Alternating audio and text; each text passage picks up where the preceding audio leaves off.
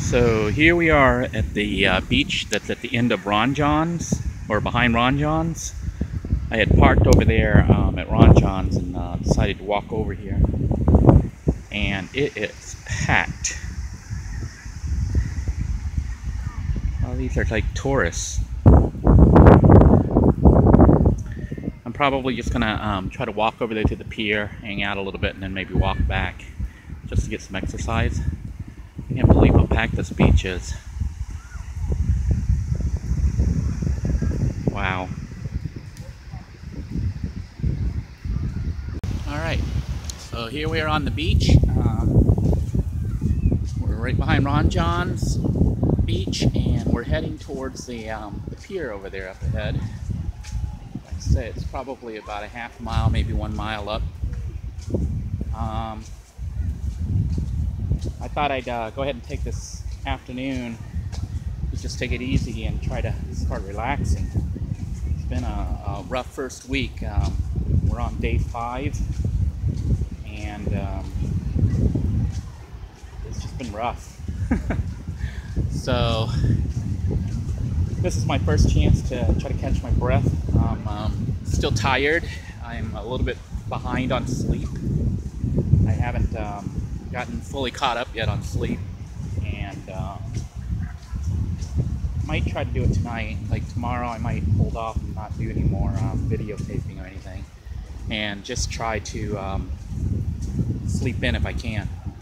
The big problem I'm running into is that I'm used to getting up now at about 5:30 in the morning, because I've been getting up every day to catch the sunrise.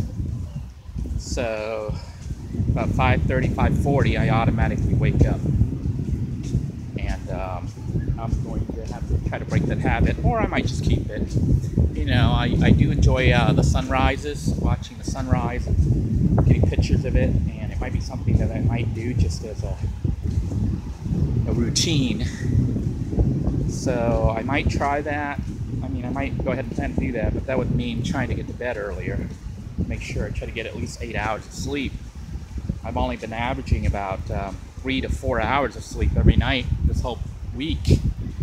So I have a huge sleep deficit right now. Well, we had some setbacks this first week here with the tire developing the hole. And that set me back and pretty much wiped out my funds. So my mobility has really been cut back. I just need to try to make it until my YouTube, Google payments come through. Otherwise, I'm like screwed. So if I disappear for a while, it's probably because there's nothing new to film, because I'm still stuck in the same spot. But I wanted to talk a little bit about the future. If you've been following along, then you know that me living in the van this time was not something that I intended. Even though I have a little minivan that I've converted for living in, I did it as an emergency and more as I guess an academic project to show people what they could do if they needed to do it. Although I guess in the back of my mind I realized that it could happen again to me, and I could end up becoming homeless again. I don't really see myself as homeless, because I do have the van, and that to me has everything I need. I mean, it's got a bed, it's got a kitchen, it's got everything. So the problem is, without a job or a steady income, it's a struggle. So I wasn't planning on having to break up and then suddenly finding myself out here. So I'm kind of in recovery mode right now, just trying to survive. So this first week has been spent just getting a routine going, trying to get myself to the point where I have things that I do every day, and trying to develop a game plan to earn some money. Now, it's going to have to be something quick. So I had considered applying for regular jobs again, but I don't know if that's for me anymore. I mean, it's like, let's say I apply for a job, then I'm like right back to where I was before. I'm stuck again. any job that I get around here right now probably won't pay much more than minimum wage. And then after they take out like up to 60%, 65% of it for child support, that leaves me with like nothing, which is what was happening before. So I'm looking for work that I can do on my own as a freelancer, which means trying to get my photography going again. So you may see some more blogs or vlogs or whatever about my photography, and I may provide links on there for people who are interested in the images that I produce, just to get some side income. The other thing is I've been putting out a lot of blog entries and stuff just to try to keep the viewership up, because right now the YouTube channel is my only source of income, and it's really nothing. I mean, it's negligible, but hopefully it'll be enough to keep making my insurance payments and giving me gas money to run around. I'm planning on making some other channels for YouTube, and I'll be talking about that later, but basically, if you're wanting to make money off YouTube, you need to have a channel that has a viewership of probably about 40,000, maybe 50,000 people if you want to have a decent income from it. Otherwise, it's going to be like a part-time earner or more of a hobby than an actual job. For me, for the living in a van page, I don't really see it growing that big. The market base, the group of people who are interested in it, we're a very small minority. Right now we're up to 900 something subscribers, getting ready to hit 1,000 here, which I'm pretty impressed with. I didn't even think I would get that many subscribers because the market base is so small, but people have been finding it and people have been subscribing, so I sure appreciate that, because all those subscriptions and all those video views, that's what's keeping me going right now, because when you watch those ads, you know, I'm actually earning a little bit of income. It's not like much. I think I computed it, and it's like 0.0023 cents per view. That's if you watch the whole thing and watch the ads. So it's not much, but they add up. So I suspect that, you know, as far as growth for the Living in a Van channel, it's probably never going to hit more than, at the most, I might be lucky if I hit 10,000 subscribers, but that'd be over like 5 or 6 years, which still wouldn't even be enough to make a profit on. I mean, a living wage or work, you know, something that you can live off. So I don't really conceive that channel as a major source of income. But I had put the channel up to help people, so, you know, if they found themselves in this situation, they could create a camper using even a minivan and putting it together rather quickly and cheaply. But I didn't just do it just for that. I was also studying or learning how YouTube works and how monetization works and how all this stuff goes together, how, you know, how it all works. And now we're I put the channel in February. We got March, April, May, June, July, August. We're six months into it. So I have a pretty good background as far as what it takes to make it work and what works and what doesn't work. And I'm planning on doing a more generalized channel. It may have some band stuff in it, but it'll probably be more general things that more people would, you know, more mass appeal. Because what it comes down to when you're trying to make an income on anything, as far as YouTube, you need to have the numbers. You need to have a large enough market base to have viewers tune in so that you can actually make a living off the ads and whatnot. That means producing a channel that is going to appeal to the mass market. I haven't decided yet what I'm going to do, so I'm still thinking about it, because I don't want to just put something together and hope that it makes money. I think the channels that are truly successful have people who are passionate about what they do. So on the one hand, you want to make money on it because you're hoping that this becomes your job, okay? But on the other hand, you also want to do something that you truly enjoy. You don't want to be doing it just to do it. And if you're doing it just for the money, I don't think that's the right reason. I think that's a good way to get yourself burned out or to hate what you're doing. It almost puts me back into the position of working a 9-to-5 job again, doing something that I might not enjoy just because it pays the bills.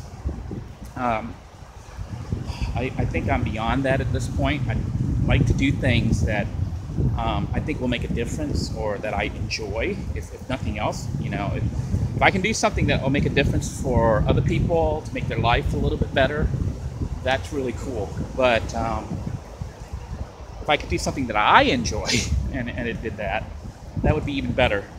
So I'm doing a lot of thinking right now, soul searching, I guess, trying to figure out what it is that I enjoy that other people might also enjoy. Now, I enjoy working on the van and doing the build and all that, and there are people who do enjoy that. Those of you who are tuning into this channel fall in that category. But I think this group of people is a very, very small subset of society. I'm guessing maybe 2% or less. So for me to try to make a living on it or to make a decent income on it, I'm going to have to do something else, something that everyone will tune into. Whew, we're actually, I don't know if you can see this, the water's actually coming right up to me. So many people out here. Well, I left. It looks like I've left the crowd over there. I don't know if you can see them behind me there. So where we're at, there's not as many people. We're halfway up to the pier right there. You can see the pier behind me. But I'd like to do a channel that's going to be fun, not just for me, but for the viewers.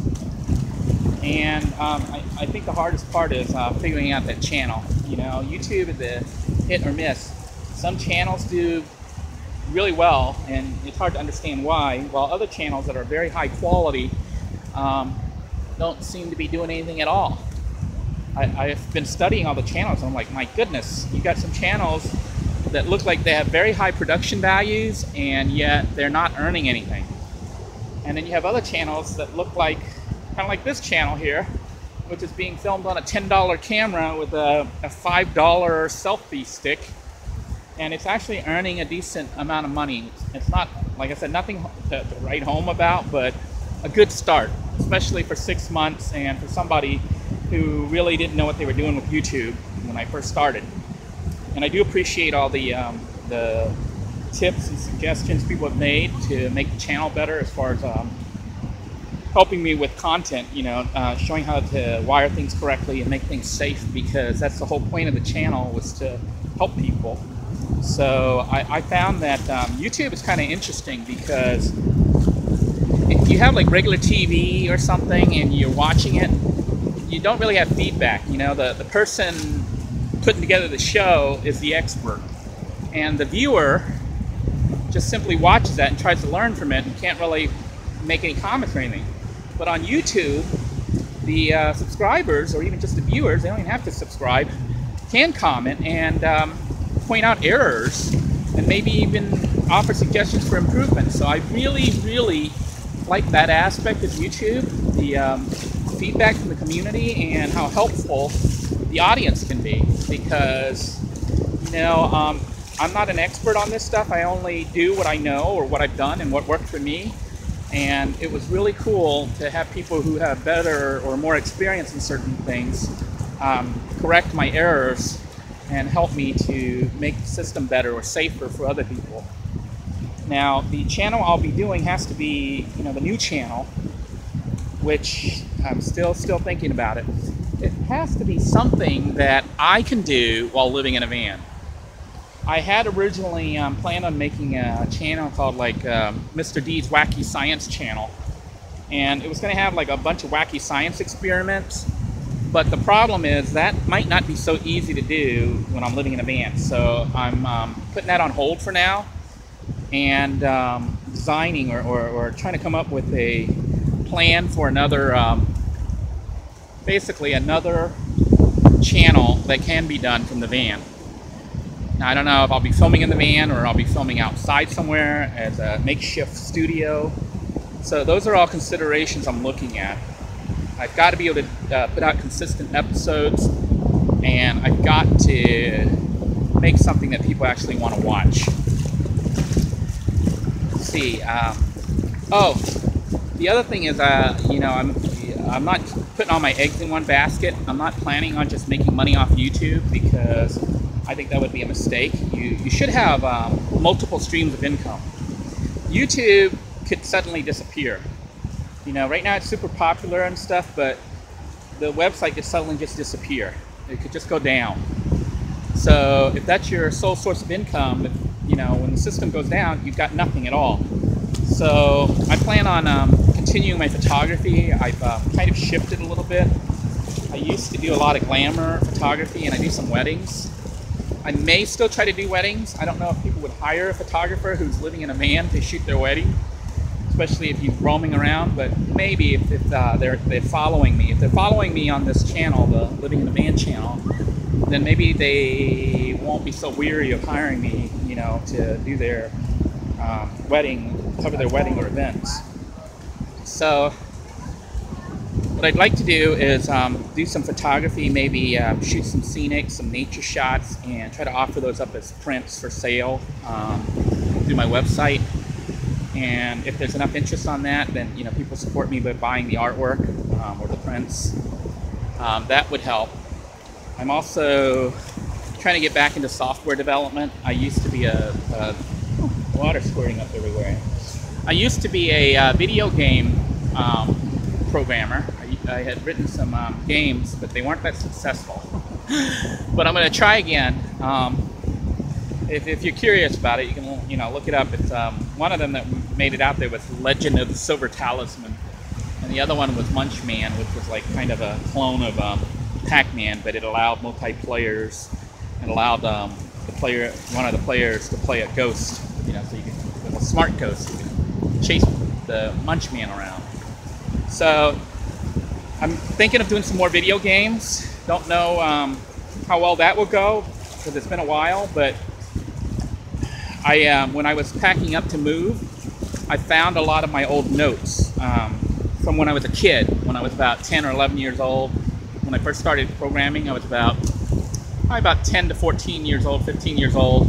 I got interested in video games and writing video games, and I had made a lot of notes, and I had written some games for the VIC-20 and then the Commodore 128. But then I ended up going in the Air Force and just kind of dropped everything and just left it and did not finish it. And some of the projects were done but never got released, and other projects just sat in limbo. So I found those old notes, and I'm contemplating rewriting those games, not so much for the VIC-20, but for modern computers, maybe even web browsers or something, you know, something that would run on multi-systems. And just releasing those games to hopefully make some money. Haven't figured out how I'm going to market it yet. It seems the whole market has changed. When I was doing this initially, people actually bought software. They didn't buy it, they would license it. Like they'd pay $30 or whatever for a game to play it. Nowadays, it seems to be like the games are kind of dumbed down a bit. They're designed to work off social media and whatnot. And you know, you have to pay basically to upgrade, to keep playing, to do well. I don't really like that model, even though it seems to be successful and make a lot of money for a lot of people, like Angry Birds and Farmville, and I haven't kept up with the latest games, or maybe that Pokemon Go, you know. Those games seem highly successful, so I may reassess my stance. Originally, I didn't like doing those kind of games because, games that made you pay to basically win. You know, you had to pay for upgraded stuff. But I may have to make a game that allows that, because those seem to be the market, the current kind of games that people actually buy. They don't really buy it, they get the game pretty much for free, and then they play it and they find that they have to spend money to get better gear or whatever so they can get to the next level. And like I said, I didn't really believe in that philosophy before, because I felt that a game player should be good to move on to the next level, not should be a player who's willing to spend money so they can go on to the next level. Um, I have to come up with some kind of medium that will allow me to do a game that makes money in that way, but also not compromise my values when I'm writing the game, because I don't want to just write something just to make money. I want to, you know, I see things as far as stuff like games and projects like that as an extension of myself. And, you know, if I had to describe myself, I would probably categorize myself as an artist. You know, my company, which hasn't made any money, but it's been in existence since 1990, probably 1992, 1991. It's called Interactive Arts. And our motto was that we make art interactive. And it's because I always saw art and you know, like even software as art. And I tried to make my games like art. So they weren't just games. They were, to me, they were art that interacted with the user. So that's always been the driving forces for the games that I produce. And I don't think that's going to change. But the medium, as far as you know, the complexity and stuff, I may have to dumb it down a little bit to make it work off tablets and phones and browsers, and, you know, basically multi-systems. The other thing I plan on doing to get my income stream up is maybe writing some books. I used to be a professional writer with the United States Air Force when I was a newspaper editor, and I used to write freelance articles for computer magazines before I went in the Air Force. I don't really intend to go back to doing that kind of stuff, but I'd like to do more creative stuff, like writing children's books. Believe it or not, I used to be a first grade teacher, so I have several stories in mind that I'm going to write that have been waiting to be written. I mean, you know, if you've ever thought of writing a book, you know that the idea of it never dies. It sits there at the back of your mind. You just gotta find the right moment to put those words on a page. So I'm going to do that. I'm going to actually start to write. Some of those stories will be children's stories, and I may write about my life, all the crazy stuff that's happened to lead me to where I am right now. I don't even know where I'm going from here. I do know that the reason that everything happened is to guide me to the point where I am right now. That things are never just random. That everything happens for a reason. I truly believe that. And I believe that I'm in this predicament right now because of that fact. And, you know, and everything that has happened to me happened because of me. We each control our own lives and our own destiny to an extent. I mean, I do believe that sometimes parts of our lives are almost pre-written, but we have a say in what happens. We have a say in how things go. And I believe that, you know, the terrible things that have happened to me didn't just happen randomly. I triggered them somehow, and I take responsibility for that. So I'm hoping that by the end of next week, I hope, I'll have an idea of what it is I need to do as far as setting up another YouTube channel, because now that I have one set up, I think setting up a second channel would be something that's not too hard and could start earning money pretty quickly. And right now, quick is important because I need funds. Then after that, I want to get to the point where I can start to produce my books. Writing a book or a story, I think it's going to take a little bit longer to make money. You've got to write the book and you've got to publish it. Even if you self-publish it, that will cost money. And then people have to be willing to pay money to read the stuff you wrote. So, wow, look at this. Look at this. This is so cool. You see the sand there? How the waves came in and made all these ripples? By the way, this is the pier I filmed earlier this morning with the sunrise. I don't know if you saw that video of the sunrise over Cocoa Beach Pier, but here we are. It is afternoon on the same day, and the beach is packed with people. everywhere. So I'm going to go ahead and continue here walking a little bit. Then I'll probably stop filming so I can just sit and enjoy myself a little bit. I don't want to spend the whole time just walking and talking. I like to actually enjoy the beach. So, well, I thank you for tuning in, and thank you for your support of the channel. If you have suggestions, comments, please feel free to ask them or post them. As far as how I'm doing right now, I think psychologically I'm starting to stabilize. The survival or crisis mode is starting to shift away. It's been 5 days. I'm starting to get a routine. I've gotten a feel as to my capabilities and what I can or cannot handle, and what the vehicle cannot handle. And I found some locations, basically, that are, quote, safe. Locations where I can work, locations where I have internet access, locations where I can sleep relatively safe from zombie attacks. So that's what this first week was all about, was just trying to get reorientated. I think that there still will be a couple more changes, little minor changes, but for the most part, most of the routines and most of the procedures and whatnot have been established. And I'm feeling pretty confident that everything's going to be all right.